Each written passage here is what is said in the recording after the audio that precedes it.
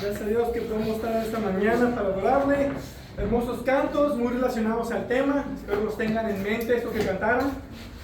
La palabra de Dios cantada y muy acorde con el mensaje en esta mañana.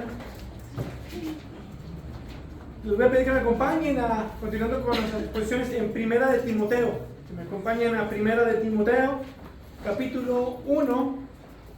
Terminamos este capítulo. La última sección, versículos 18 al 20.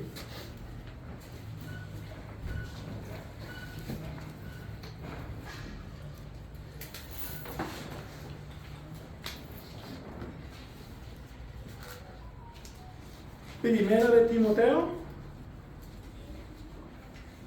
empezando desde el versículo 18 hasta terminar. Dice la palabra de Dios: esta comisión te confío, hijo Timoteo, conforme a las profecías que antes se hicieron en cuanto a ti, a fin de que por ellas pelees la buena batalla, guardando la fe y una buena conciencia, que algunos han rechazado y naufragaron en lo que toca a la fe. Entre ellos están Himeneo y Alejandro, a quienes he entregado a Satanás para que aprendan a no blasfemar.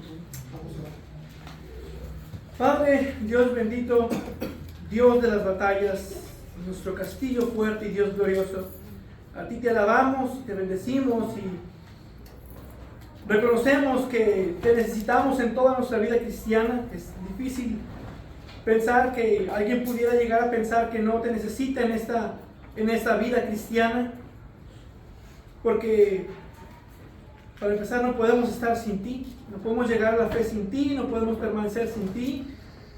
Tú eres quien nos salva, tú eres quien nos preserva, tú eres quien nos mantiene, tú eres el que peleas delante de nosotros. Si estamos firmes en esta fe es porque tú has ganado, tú has vencido, tú has peleado por nosotros. Pero también somos llamados a estar en esta batalla, a lidiar en esta vida cristiana con los asuntos cotidianos. Yo te pido que nos instruyas en esta mañana por medio de tu Espíritu Santo, que nos hables y tu palabra sea expuesta, seamos confrontados a ver la realidad de la guerra que vivimos como creyentes, de la guerra espiritual en la cual estamos. Que nos ayudes a ver la importancia de vivir la fe y guardar una buena confianza, una buena conciencia. Ayúdanos en esta mañana a entender este texto. Espíritu Santo sea con nosotros en esta mañana. Oramos en el nombre de Jesucristo. A veces tendemos a perder la idea de la realidad de lo que es una guerra, ya sea por las constantes caricaturas que vemos o las películas, como tratan el tema de la guerra. A veces no ponen a ningún muerto, simplemente hacen la alusión de que están peleando, de que hay una guerra, no hay muertes. Y la realidad es que la guerra es algo horrible, es molesta y es dolorosa. Cadáveres, sangre, partes de cuerpo en el campo de la batalla, sufrimiento horrible. Y no solo por los soldados, mayormente, a veces también mayormente, en muchas ocasiones, civiles. Los estragos de una guerra no conocen edad, religión, sexo, es igual para todos. Los daños físicos y psicológicos de las guerras tienen consecuencias incluso que duran hasta años o hasta de por vida. Y tender a ver las guerras como algo emocionante o trivial tiene el peligro de entrar a una guerra con una falsa confianza en la cual subestimas las dificultades y sobre todo menosprecias al enemigo. Tanto sus estratagemas como su capacidad para dañar. Muchos países las han experimentado: guerrillas internas, guerras a lo mejor contra el narcotráfico, guerras entre países, pero también guerras mundiales. En la historia de la humanidad ha habido 2 guerras mundiales, sucesos muy horribles en la historia de la humanidad. Y algo que nos enseñan las guerras es que no estar bien preparado o menospreciar al enemigo, incluso lo que en realidad conlleva una guerra puede ser tu error más fatal. Y al continuar con nuestros estudios en Primera de Timoteo, Pablo quiere recordarle a Timoteo que no debe por ningún motivo subestimar la naturaleza de su llamado, para que al tenerlo en cuenta no olvide que vivir la vida cristiana en una devoción fiel y servicio a Cristo no es nada fácil. Es una batalla intensa hasta la muerte, una guerra que debemos constantemente lidiar. Todo el asunto de este pasaje está en base a la comisión encomendada, que es todo lo que precede hasta ese pasaje, todo lo que Pablo ha dicho hasta este punto. Y por comisión entendemos una orden y facultad que alguien da a otra persona para que ejecute algún cargo. Y ese viene del griego parangelia, que es un encargo o mandato, es una orden, es una forma de orden militar.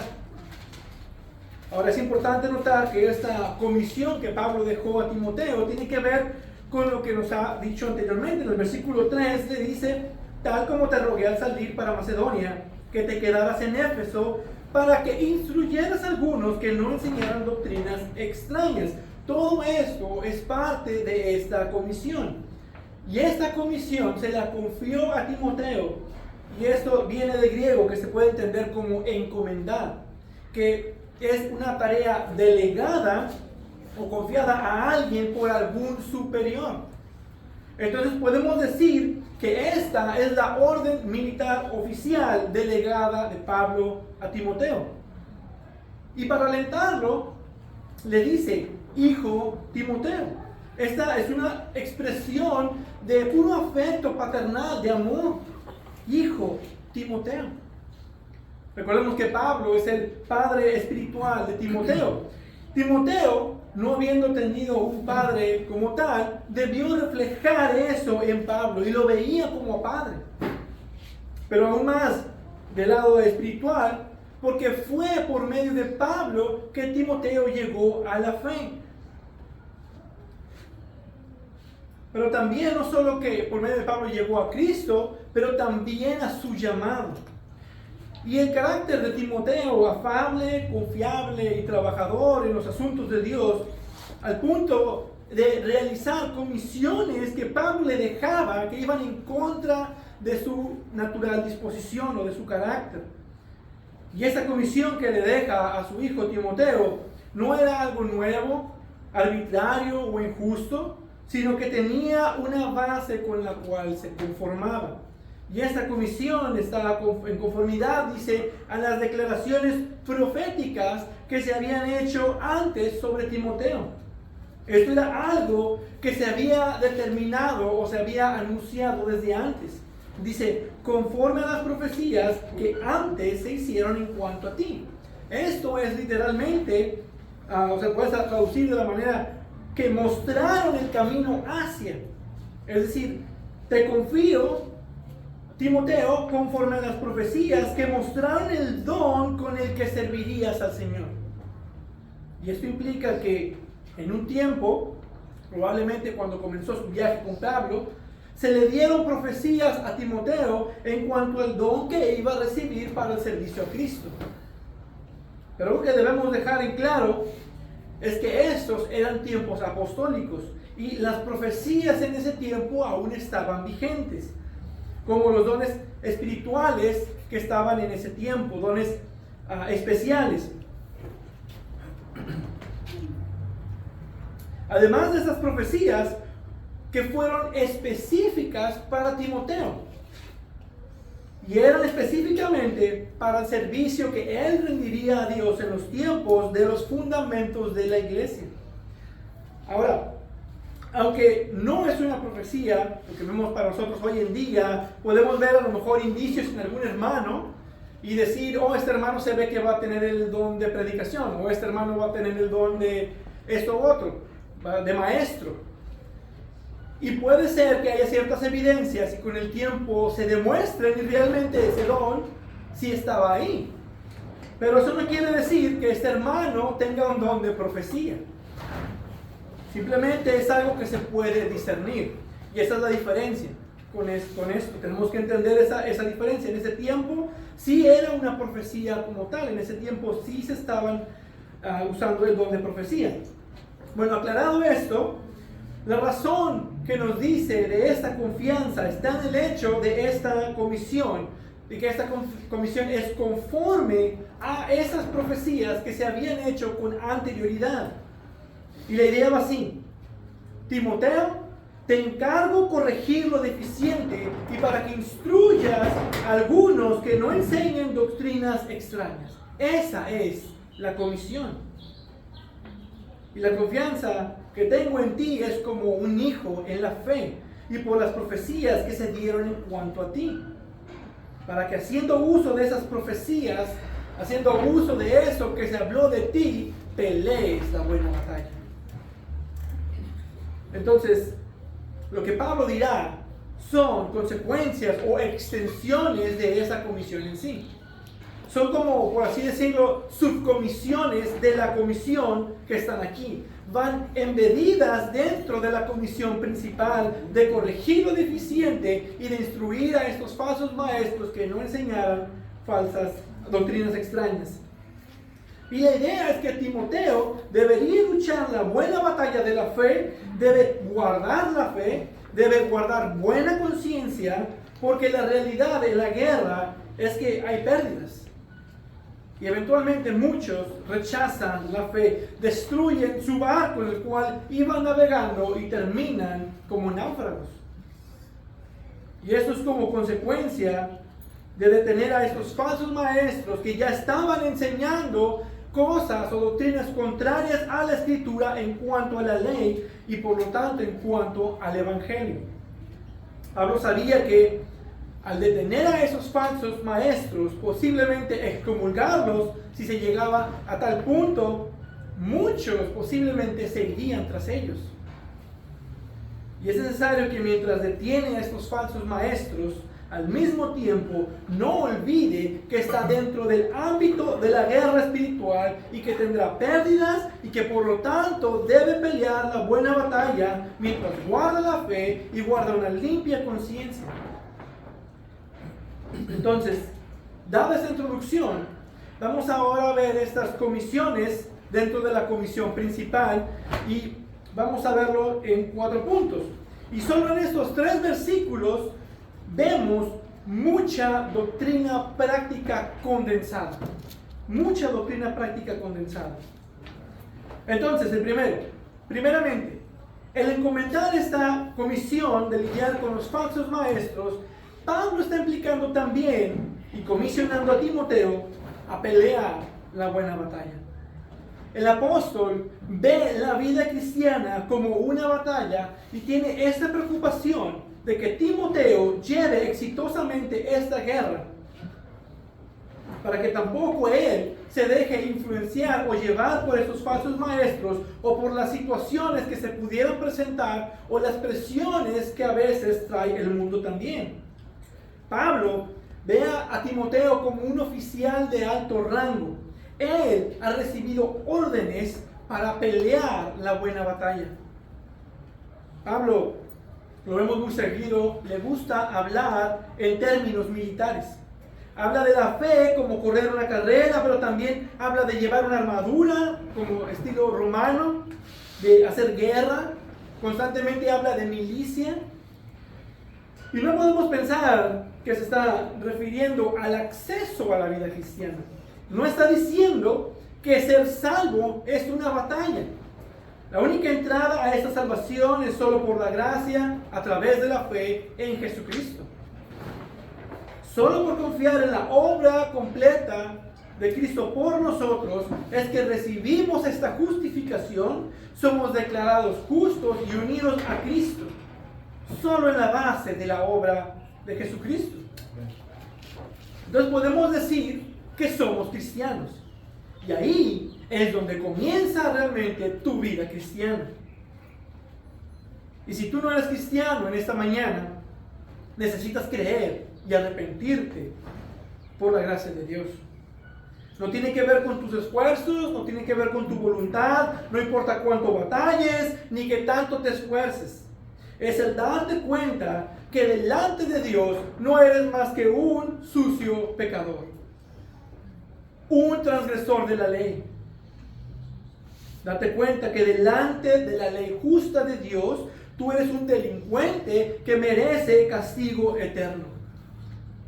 Que la maldición de la ley está sobre ti para condenación.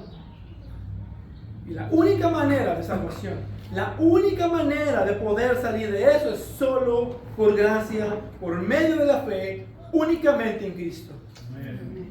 Es solo por Cristo. Y algunos creen, ya que comienzan la vida cristiana, que se trata de lo mejor de tu vida ahora. De hecho, muchos afuera piensan que la vida cristiana es relax, todo tranquilo, todo va muy bien. Y sobre todo por esos expositores que hablan de que el cristianismo es lo mejor de tu vida ahora. Que puedes seguir viviendo según tus deseos pecaminosos y aún así tenerlo todo. Que habrá mucha paz, que todo va a estar bien, que tus problemas matrimoniales se van a ir, tu trabajo va a mejorar, te van a subir el sueldo. Pero esa no es la vida cristiana. Y puede ser que por la obediencia y la providencia de Dios en su gracia, resulte que haya bendiciones en tu vida. Si puede ser que el Señor obre para ti bien, a lo mejor sí te van a subir el sueldo, pero esa no es la vida cristiana, no se trata de eso la vida cristiana. Por esa razón, muchos se desilusionan porque no ven la vida cristiana como lo que realmente es. La vida cristiana es una guerra y vives como un militar espiritual, como un soldado de Jesucristo. La vida cristiana es así. Antes ibas en un río fluyendo, en un río con aguas corrientes muy fuertes y eras llevado por la presión del río. Hay mucha presión, ahí vas por las corrientes. E ibas en ese arroyo que termina en una catarata en la cual te está arrastrando a tu muerte, una muerte segura. Y cuando eres salvo y te conviertes a Cristo, te plantas en seco contra esas corrientes, te volteas y luego comienzas a ir en contra de la corriente, a caminar en contra de la corriente y vas a batallar para caminar, no va a ser fácil. Y muchas veces vas a perder contra esas corrientes y serás arrastrado tristemente, incluso al inicio o a veces hasta más. Pero la vida cristiana es un constante esfuerzo por ir en contra de esa corriente. Tienes que esforzarte en no dejar que la corriente te jale, mientras al mismo tiempo tienes que ir quitando pesos muertos que solo intentan arrastrarte, que solo intentan tumbarte, y al mismo tiempo luchar para seguir avanzando. Es una lucha, es una batalla constante. Y es una vida de santificación, de devoción a nuestro grande y poderoso y magnífico Salvador. Una vida que constantemente persevera en la fe. Es una constante batalla, una pelea, una guerra. Y eso implica que hay enemigos.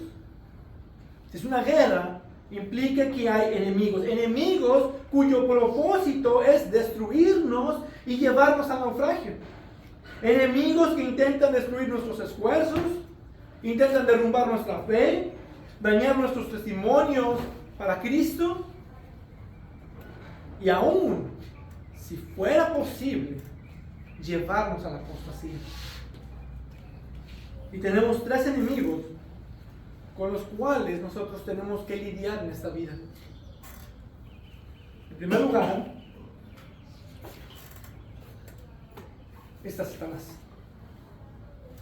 Satanás y sus huestes de demonios están contra nosotros. Aunque Jesús ya le aplastó la cabeza a la serpiente, ya derrotó a Satanás con un golpe de muerte y su derrota es certera, él aún está activo, no con el mismo poder que tenía antes, pero aún está activo como león rugiente buscando a quien devorar. Aún están buscando creyentes a los cuales destruir, porque nuestra lucha no es contra sangre y carne, sino contra principados, contra potestades, contra los poderes de este mundo de tinieblas, contra las fuerzas espirituales de maldad en las regiones celestes. Efesios 6:12.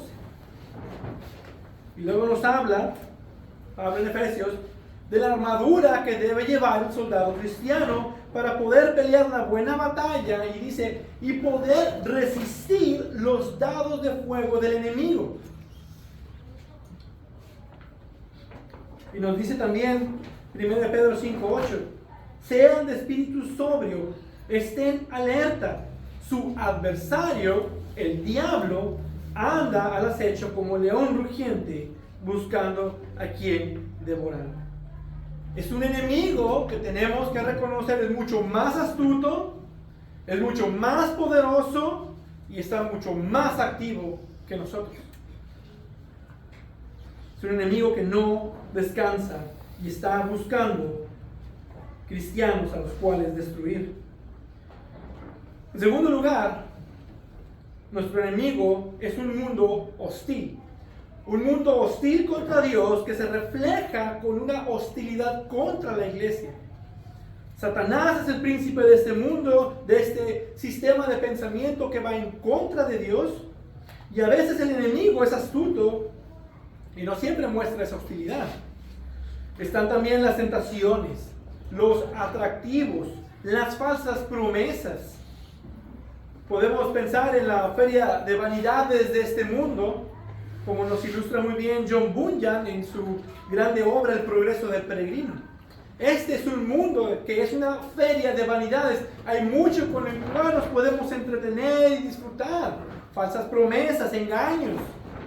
E involucra mucho, por ejemplo, la búsqueda de aceptación del mundo. Ese es un engaño que el mundo ofrece. De ser aceptados. Para ser aceptados en el mundo, muchas iglesias incluso se han prostituido al aceptar el homosexualismo, al aceptar la ideología de género. Algunos tal vez por medio a la represalia, otros tal vez por miedo al rechazo o incluso a la persecución. Pero vivimos en un mundo que es constantemente hostil contra la iglesia de Dios. Pero gloria a Dios, gloria a Cristo, que las puertas del Hades no prevalecerán contra su iglesia. En tercer lugar, hay un dicho muy cierto que dice que nosotros somos nuestro peor enemigo. Aunque sabemos que esto es cierto porque reconocemos y sabemos por las Escrituras que nuestros corazones han sido regenerados, pero aún así hay remanente de pecado presente en nuestro cuerpo que aún desea tomar el control que tenía antes y de llevarnos esclavos, de llevarnos a esclavitud al pecado. Ese pecado interior que aún batalla contra nosotros para llevarnos a ser sus esclavos, aún batalla contra nosotros para volver a tomar el control de nuestras vidas. Y es lo que enseña Santiago. Sino que cada uno es tentado cuando es llevado o seducido por su propia pasión. No es Dios, no es Satanás. El problema de tu pecado como cristiano es tu corazón. Es tu corazón, y ahí es donde se da la batalla más intensa. Es una batalla en tu corazón contra tu pecado remanente. Jesús dijo, porque de dentro del corazón de los hombres salen los malos pensamientos, fornicaciones, robos, homicidios, adulterios. Marcos 7:21. Y es en el corazón donde debes pelear contra esos deseos pecaminosos, contra esas pasiones de la carne, y no permitir que se evidencien. Entonces el cristiano tiene que lidiar no solo con agentes externos, sino con un agente interno. Es una gran guerra donde tenemos tres frentes. Hay tres enemigos al acecho. Pero es una batalla Es una buena batalla, porque la guerra final está garantizada para nosotros en victoria y la recompensa es invaluable. Es una buena batalla que vale la pena luchar. Parte de esa lucha involucra muchas veces estrategia. Satanás mete al enemigo para destruirlo desde adentro, como pequeños caballos de Troya. Y a veces incluso confundir a personas, a maestros o hasta a veces pastores. Hasta el punto de que comienzan a enseñar doctrinas extrañas y que se la pasan poniendo más atención a mitos y genealogías interminables que dan lugar a discusiones que no aprovechan. Se desvían completamente del Evangelio. Esto es un total desvío de la verdad, incluso hasta el punto de diluir el Evangelio para acomodarlo al mundo, para que sea más grato para el mundo poder escuchar esto que le llaman Evangelio. Pelear la buena batalla significa también defender la verdad. Defender la verdad. Defender el mensaje del Evangelio que está siendo constantemente atacado, diluido por muchas iglesias. Pelear la buena batalla significa también obedecer a tu capitán, al capitán de tu salvación. Obedecerle y seguirle. Tomar tu cruz cada día y seguirle. Pelear la buena batalla significa también llevar una vida balanceada de ejercicio espiritual y estar llenos del Espíritu Santo. Constante comunión con el Señor. Es una vida que no se puede tomar a la ligera, que tienes que estar constantemente preparándote, constantemente en comunión con Dios. E involucra estar siempre preparados para ataques sorpresas. Ataques sorpresas van a llegar a tu vida y tienes que preguntarte si vas a estar firme cuando lleguen. Y esto nos enseña que a pesar de que Dios es soberano en la salvación y que tu glorificación y santificación están completas en Cristo, tú tienes una responsabilidad delante de Dios de vivir conforme al llamado y a la vocación a la cual tú fuiste llamado. Y por esto, esta comisión principal involucra estar activamente, diligentemente, intencionalmente y a veces sufridamente pelear la buena batalla de la fe. Pero en segundo lugar, al encomendar esta comisión de lidiar con los falsos maestros, Pablo está implicando también y comisionando a Timoteo a guardar la fe para poder pelear la buena batalla. Pablo, al decir qué es lo que debe de hacer en los siguientes 2 puntos, también le instruye cómo debe de hacerlo. Para poder ganar esta batalla, también necesitas guardar la fe. Entonces se vuelve parte de esta comisión.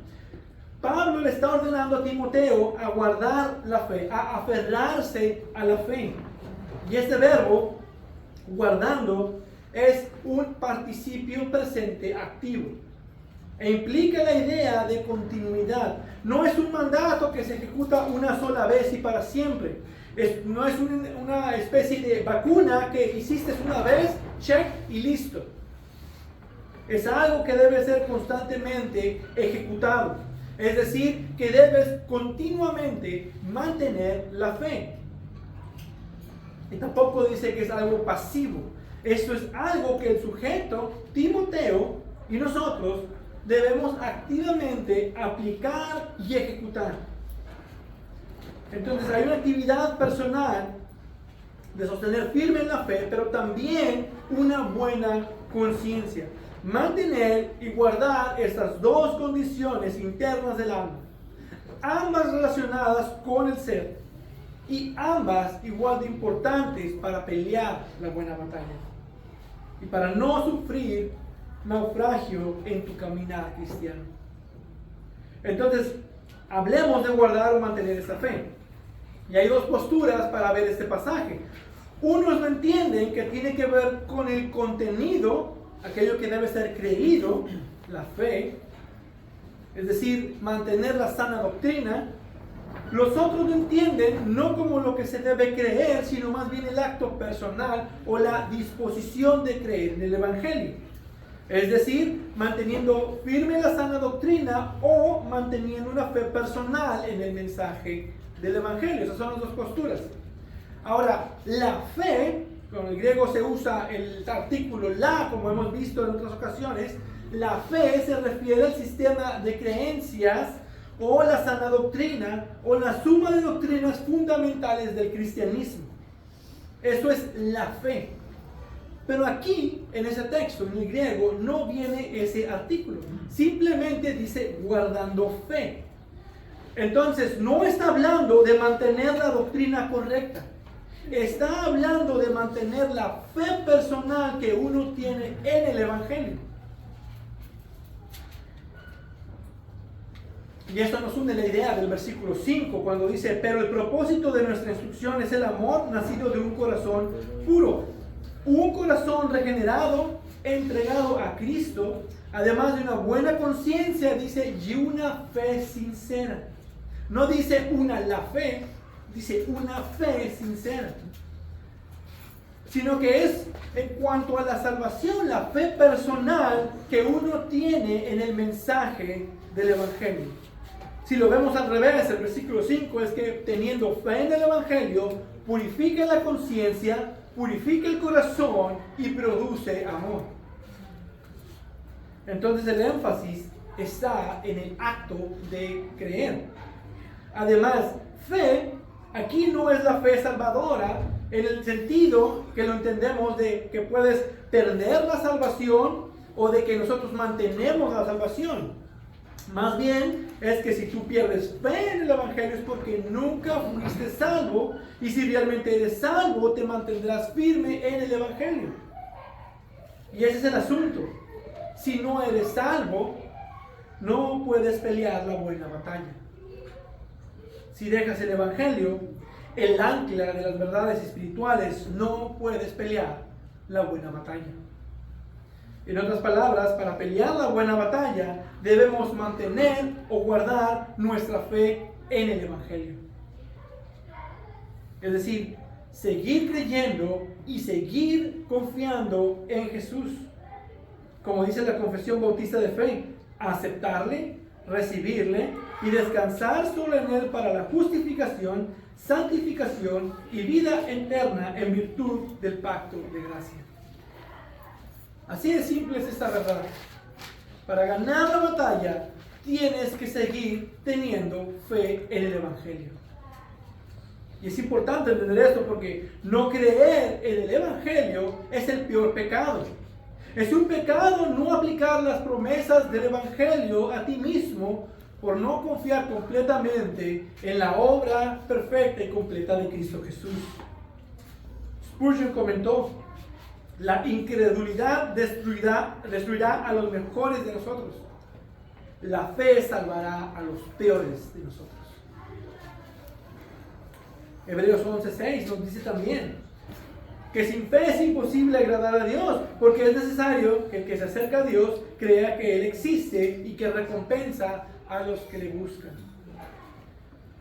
Si quieres ganarle a tu corazón, si quieres ganarle al mundo, si quieres ganarle a Satanás, debes guardar tu fe personal, poner tu total confianza solamente en Jesucristo. Vivir tu vida en una confianza plena en la obra de Cristo, en su misericordia cuando fallas, en su gracia cuando hay dificultades, y confiar, como cantábamos, que Él es nuestro refugio, nuestro castillo fuerte. Él es el que pelea la batalla con nosotros. Una confianza en la maravillosa salvación que tenemos gratuitamente por gracia a través de la fe en Jesucristo. En tercer lugar, al encomendar esta comisión de lidiar con los falsos maestros, Pablo está implicando también y comisionando a Timoteo a guardar una buena conciencia para poder pelear la buena batalla. Pero también, para poder ganar esta batalla, necesitas guardar no solo la fe, dice guardar la fe y una buena conciencia. Y eso también es parte de la comisión. Pablo le está ordenando a Timoteo a guardar una buena conciencia. Y al igual que el punto anterior, debemos hacerlo activamente y conscientemente, guardar una buena conciencia. Mantener y guardar esas dos condiciones internas del alma. Y es importante ver que ambas son esenciales para pelear la buena batalla. No es la una o la otra, son ambas para evitar el naufragio. Y lo que tenemos con estas dos es un resumen comprensivo de lo que es vivir la vida cristiana. Ahora, ¿a qué se refiere Pablo con buena conciencia? Tenemos fe, hay que guardar la fe, y en las Escrituras tenemos fe y arrepentimiento. Vivir en continua fe y arrepentimiento mientras caminamos con Dios. Eso es vivir en buena conciencia. Eso es lo que nos enseñó Jesús en Marcos 1:15. El tiempo se ha cumplido, decía, y el reino de Dios se ha acercado. Arrepiéntanse y crean en el Evangelio. Y el tiempo de este pasaje indica un presente activo continuo, es decir, cree y arrepiéntete ahora y vive de esa manera para siempre, de aquí en adelante. O dicho de otra forma, el reino de Dios se ha acercado. Ahora pasa el resto de tu vida arrepintiéndote de tu pecado y creyendo en el Evangelio. Y esa es la idea de Pablo aquí. Debemos vivir la vida cristiana creyendo en el Evangelio, arrepintiéndonos de nuestro pecado. Es decir, que creer y arrepentimiento no es algo que se hace una sola vez en la vida cristiana. Es algo que debe de hacerse continua y constantemente a través de la vida cristiana. Creer el Evangelio y arrepentirnos de nuestro pecado. Y esa es la pregunta que debemos responder. ¿Qué significa tener una buena conciencia? Y esto es algo que Pablo menciona seguido en las epístolas pastorales. Ya vimos el versículo 5. En 1 de Timoteo, capítulo 3, versículo 9, dice que los diáconos no deben ser amantes de ganancias deshonestas, dice, sino guardando el misterio de la fe con limpia conciencia. En 2 de Timoteo 1:3 dice, doy gracias a Dios a quien sirvo con limpia conciencia.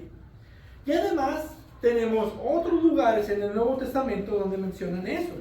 Cuando Pablo está delante del Sanedrín, en Hechos 23:1 dice, entonces Pablo, mirando fijamente al concilio, dijo, hermanos, hasta este día yo he vivido delante de Dios con una conciencia perfectamente limpia. Luego el mismo Pablo, estando delante del gobernador Félix, en Hechos 24:16 dice, por esto yo también me esfuerzo por conservar siempre una conciencia irreprensible delante de Dios y delante de los hombres. El autor de Hebreos dice, Hebreos 13:18, oren por nosotros, pues confiamos en que tenemos una buena conciencia, deseando conducirnos honradamente en todo. El apóstol Pedro exhorta a los cristianos, sino santifiquen a Cristo como Señor en sus corazones, estando siempre preparados para presentar defensa ante todo el que os demande razón de la esperanza que hay en ustedes. Pero háganlo con mansedumbre y reverencia, teniendo buena conciencia, para que en aquello en que son calumniados sean avergonzados los que hablan mal de la buena conducta de ustedes en Cristo. Primera de Pedro 3:15-16. Entonces vemos que es de vital importancia entender qué es tener una buena conciencia. Pero antes debemos aclarar a qué se refiere con conciencia. La conciencia es la facultad del alma basada en nuestro entendimiento del bien y del mal. Nos condena por nuestras acciones o por nuestros pensamientos por hacer lo malo y nos felicita, por así decirlo, por hacer lo correcto. Nos apremia por hacer lo que es correcto. Entonces esta buena conciencia es una conciencia que está bien informada por las Escrituras. La conciencia no es en última instancia la autoridad que determina el bien y el mal. Es Dios quien determina en última instancia qué es lo que está bien y qué es lo que está mal por medio de su palabra. Y es por medio de su palabra lo que determina lo que está bien y lo que está mal. La conciencia es lo que te dice, según la palabra de Dios, lo que está bien y lo que está mal. Entonces, para poder tener una buena conciencia, para desarrollar y madurar una buena conciencia que se comporta en buen testimonio delante de los hombres y delante de Dios, necesitas primero estar lleno de la palabra de Dios. Necesitas ser un estudiante de las Escrituras, un estudiante constante, itinerario. Necesitas conocer a Dios y necesitas conocer su carácter moral. Necesitas estudiar las Escrituras. Y esto es importante porque esto afecta en la vida cristiana. Porque un mal entendimiento de la ley te hace legalista, lo cual hace una mala conciencia o una conciencia mal informada de la palabra de Dios. Y al mismo tiempo, un mal entendimiento de la libertad cristiana te hace liberal, lo cual es una mala conciencia o una conciencia mal informada delante de Dios. Y esto nos dice que una buena conciencia tampoco es lo mismo que una conciencia callada. El hecho de que lo que tú hagas no activa tu conciencia para decir que está mal, entonces asumes que está bien, y no es necesariamente cierto. Si tu conciencia no se activa, no siempre es señal de algo bueno. Hay muchos que van caminando en la fe que tienen muy pocos problemas de conciencia, y eso debería de ser para nosotros una señal de alerta. Una señal de alerta. Entonces hay una gran diferencia entre lo que podemos llamar una buena conciencia que está informada por la palabra de Dios, que le va a decir lo que está bien, y una conciencia cauterizada que a pesar del conocimiento no te puede decir si estás bien o estás mal. Aún más, tener una buena conciencia no significa que eres sin pecado. No significa que no eres dolorosamente consciente del pecado remanente en tu vida, o que ya no habrá conflicto con el pecado en tu vida. No es eso. Tener una buena conciencia significa que no estás aferrado a un querido pecado en el cual no te quieres arrepentir.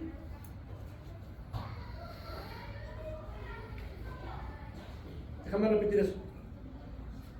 Tener una buena conciencia significa que no estás aferrado a un pecado querido del cual no te quieres arrepentir. Vivir la vida cristiana es caminar en la luz.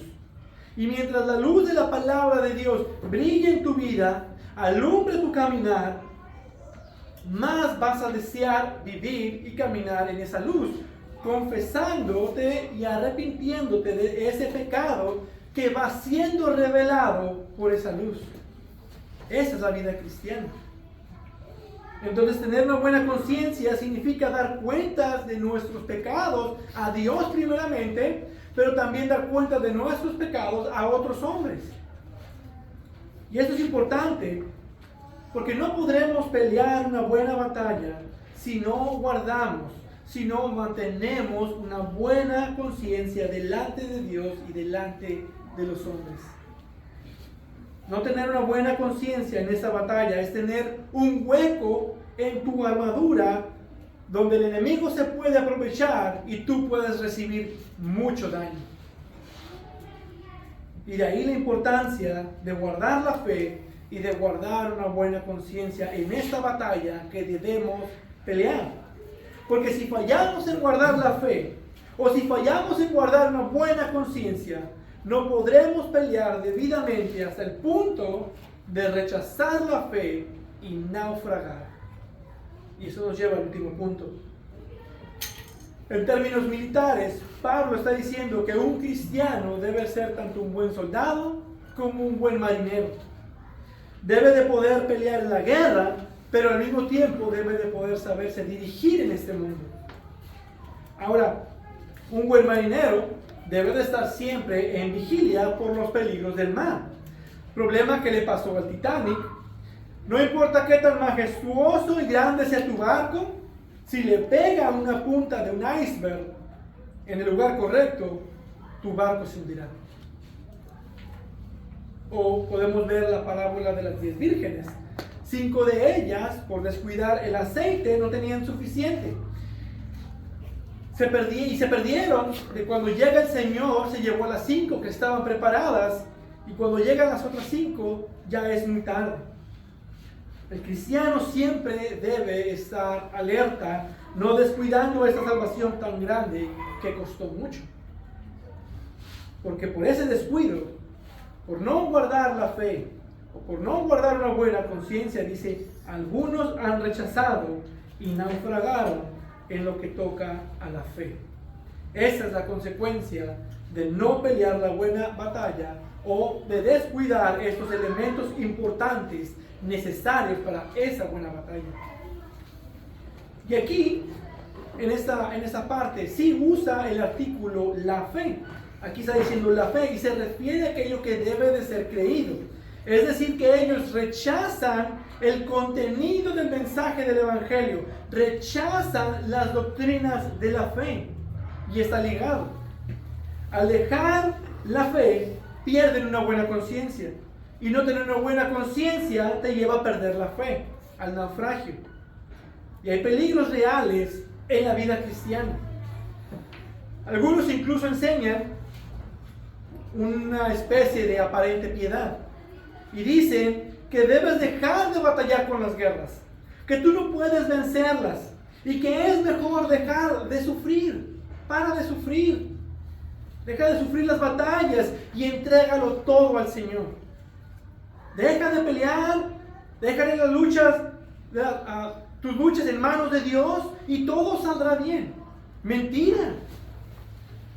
Engañan así a la gente para que se apacigüen y dejen de pelear. Y de hecho, hay una frase muy mala de esto. Dice, deja ir y deja a Dios. Deja ir y deja a Dios. Ese es el secreto para vivir la vida cristiana. Que aparentemente los apóstoles no sabían o nunca escucharon. Nadie les dijo que ese era el secreto. Simplemente abandonar todo y dejar que Dios lidie con tus luchas, con tus problemas, tú relájate. La mentira que Satanás quiere que creas para que dejes de pelear la buena batalla. Suena muy bonito, suena muy bíblico, sí, déjale todo al Señor, encomiéndate a Él, tú relájate, Él va a hacer todo por ti, va a pelear por ti. Pero eso es realmente algo muy peligroso. Prácticamente, lo que esta mentira hace es que te duermas en tu barco, te relajes, mientras hunden tu barco y te dejan en el naufragio. Entonces el cristiano tiene que ser no solo un buen soldado, sino también un buen marino. Gracias.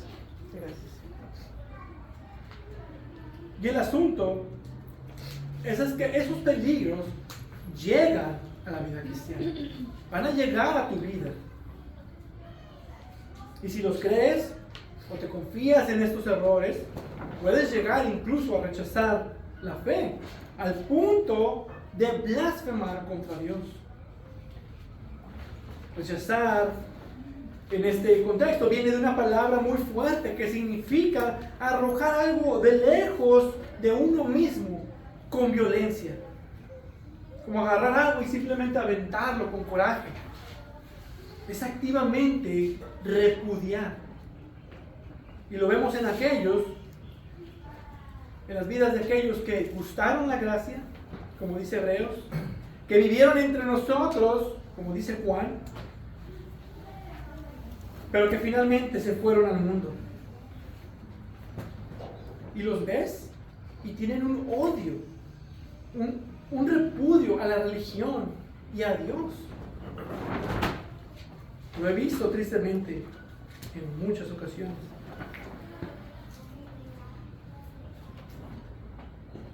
Entonces, esto no es algo que pasó una vez. Este es un acto consciente y deliberado de arrojar lejos las doctrinas, de arrojar lejos la enseñanza del Evangelio. La vida que alguna vez disfrutaron como cristianos, la detestan, se arrepienten de haber desperdiciado ese tiempo.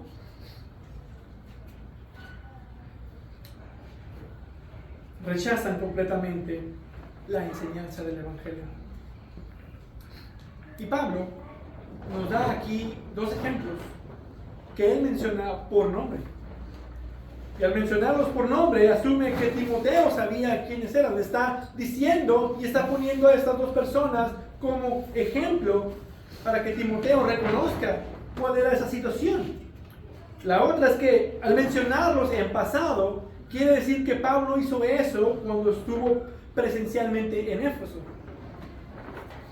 Muchos dicen que estos dos eran los maestros que estaban enseñando estas doctrinas extrañas, pero no parece ser así, porque Pablo estaba ahí cuando los entregó, dice, a Satanás, y aún así dejó a Timoteo para que instruyera, para que no enseñaran esas doctrinas extrañas. Más bien parece indicar que estos dos personas se desviaron del Evangelio y de las sanas doctrinas, dice, hasta el punto de estar blasfemando. Y con los falsos maestros que menciona en los primeros versículos, no parece que algo sea tan grave como para ir a entregarlos a Satanás. Entonces podemos ver que esto es algo distinto, está hablando de algo distinto. Probablemente si fueron los culpables a los cuales estos falsos maestros comenzaran a enseñar doctrinas extrañas y por eso merecían un castigo más severo, pero eso no es seguro. Lo que sí es seguro es que sin el ancla firme que es Cristo, ellos se fueron yendo por la corriente, se fueron yendo tras errores serios que los llevó al naufragio. Y tristemente pasa muy seguido. Apostasía. Ves gente que es bautizada, que están caminando en la fe por un tiempo, tocando en la alabanza, cantando en la congregación, están disfrutando de la gracia de Dios con otros creyentes, y luego los ves en el mundo, a lo mejor con otra esposa, con otro esposo, o aún ni eso, con un novio, negando a Dios completamente, rechazando cualquier invitación del Evangelio. Y la pregunta es, ¿eran realmente creyentes que perdieron la salvación? No. Eran religiosos que perdieron el sentido de su religión. Juan es claro que si fueron de nosotros, si se fueron de nosotros, de la iglesia, es porque nunca pertenecieron a la iglesia en primer lugar. La salvación no se pierde. Pero si alguien no persevera hasta el fin, es porque nunca fue un verdadero creyente. Esa es la evidencia.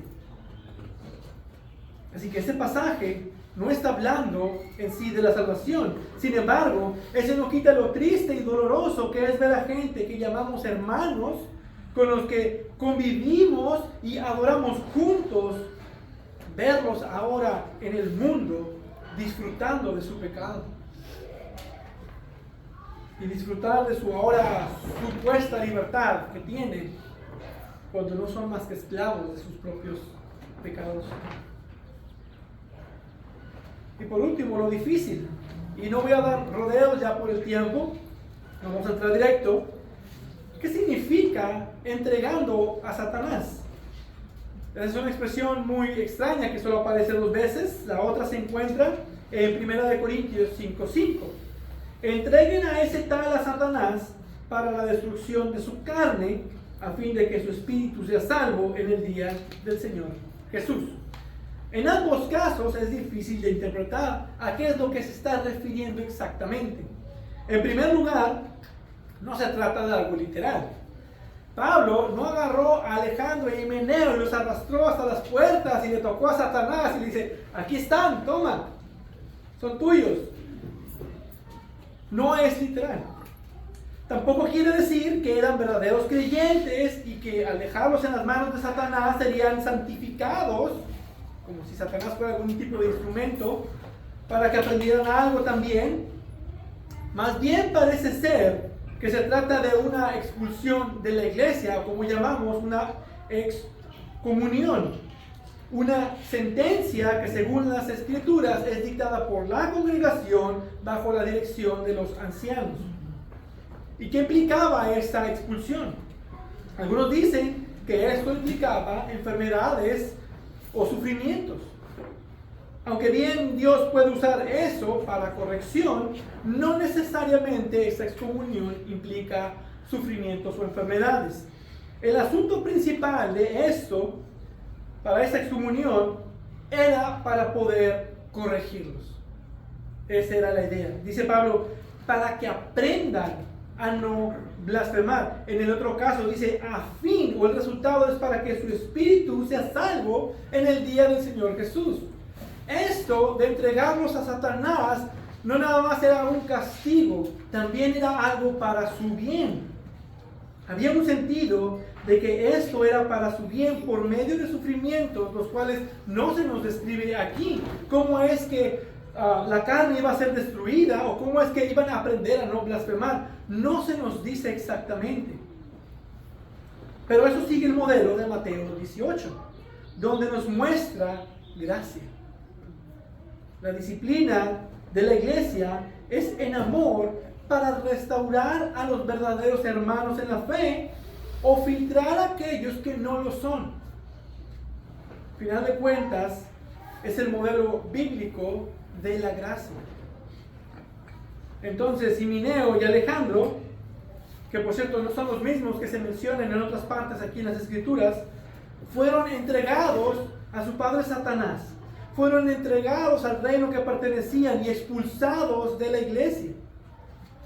Y esto nos muestra la triste realidad que habrá entre nosotros creyentes que realmente no son creyentes. Por eso dice la Escritura, el que persevere hasta el fin, ese será salvo. Porque la perseverancia en la fe es una certeza. Es lo que estamos estudiando en Romanos. Dios ha prometido preservar a su pueblo.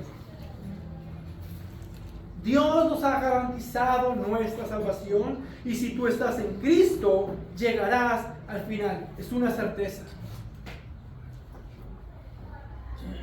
Si estamos en Cristo, tu salvación es segura. Y al mismo tiempo, la perseverancia es una necesidad. Precisamente por esa certeza. Si estás en Cristo, llegarás al final. Y esa es la razón por la cual vemos advertencias en las Escrituras. No porque la salvación se pueda perder, sino porque puedes estar viviendo una falsa conversión. Puedes estar viviendo una religión. Y no necesariamente estar viviendo la fe. Y para terminar, ¿por qué es tan importante esta comisión? ¿Por qué es que Pablo le confía esta comisión a Timoteo? ¿Por qué es importante pelear la buena batalla, guardar la fe, guardar una buena conciencia? Y la razón es porque la fe se puede rechazar. Y si no llegas hasta el final, si no perseveras hasta el fin, entonces tú no eras salvo para empezar. Estabas viviendo en un engaño. Así de importante es la comisión que Pablo le encomienda a Timoteo. Estamos hablando de las almas de los hombres que pueden perecer en el infierno. Así que los que estamos en Cristo debemos pelear, debemos defender, debemos activamente vivir la fe. practicando la disciplina eclesiástica, aplicando los principios de las Escrituras, poniendo en práctica la palabra, no solo oírla, no solamente ser oidores, sino vivir poniendo en práctica la palabra, peleando la buena batalla de la fe. Como Pablo instruye a Timoteo en su segunda carta, sufre penalidades conmigo como buen soldado de Cristo Jesús. El soldado en servicio activo no se enreda en los negocios de la vida diaria a fin de poder agradar al que lo reclutó como soldado. Segunda de Timoteo 2, del 3 al 4. Viviendo completamente para Cristo. No nada más el domingo. No nada más cuando te apetece o no nada más cuando creas que sea correcto. En todo momento, en toda tu vida, vivir para Cristo. Constantemente guardando tu fe y guardando una buena conciencia por medio de la palabra de Dios para que puedas pelear la buena batalla de la fe, llevando puesta tu armadura y haciendo frente a los tres enemigos que tenemos en esta vida. Estando firmes, resistiendo al enemigo, resistiendo al mundo y resistiendo nuestras propias pasiones pecaminosas, guardándonos de toda injusticia e impiedad para la gloria de Dios. Esta es la comisión encomendada. Que no te rindas, que perseveres, que resistas, que pelees, que continúes la carrera hasta llegar a la meta de supremo llamamiento, que es Cristo Jesús. Amén. Padre, Dios bendito y eterno, Dios de las batallas glorioso, a ti te damos honra y gloria y honor, porque tú nos has salvado y nos has puesto en este campo de batalla en la vida cristiana, pero no nos dejas solos. No solamente tú vas delante de nosotros, nos has dado una armadura que puede resistir los peores ataques, y tú nos has dado maravillosas promesas que tú nos vas a guardar, que tú nos vas a sostener hasta el final, y podemos estar confiados que tú sostienes a tu pueblo, que tú perseveras y preservas a tu pueblo hasta el fin. Por más difícil que sea la vida, por más difícil que sea la lucha, Cristo lo vale todo. Entregamos nuestra vida a ti. Yo te pido que obres en los corazones de todos y que este mensaje sirva para que nos dediquemos de completo a tu gloria y a tu servicio. Sigue trabajando en tu iglesia para tu gloria. Te lo pedimos en el nombre de Cristo. Amén. Amén.